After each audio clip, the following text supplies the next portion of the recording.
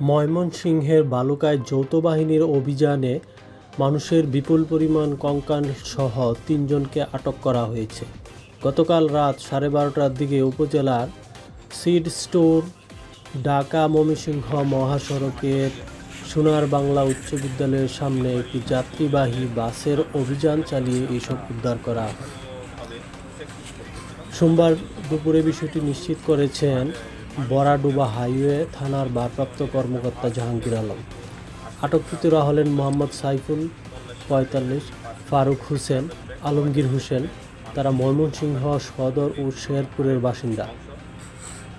বড়াডুবা highway থানার ভারপ্রাপ্ত কর্মকর্তা জাহাঙ্গীর আলম বলেন, ময়মনসিংহ জেলার মোটরযান শ্রমিক ইউনিয়নের একটি বাসে অভিযান পরিচালনাকালে আটককৃতদের দেখে সন্দেহ হয়। পরে তাদের সাথে থাকা একটি ট্রাভেল ব্যাগে মানুষের ৩টি মাথার খুলি, ২৮টি শরীরের বিভিন্ন অংশের হাড়, একটি মেরুদণ্ডের হাড় পাওয়া যায়। পরে তাদের আটকের পাশাপাশি এগুলো জব্দ করা হয়।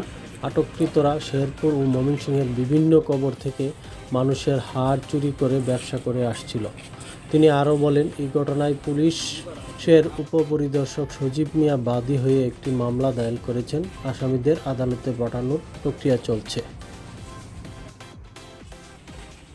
ময়মনসিংহ থেকে রিপোর্ট করেছেন হুমায়ুন কবির।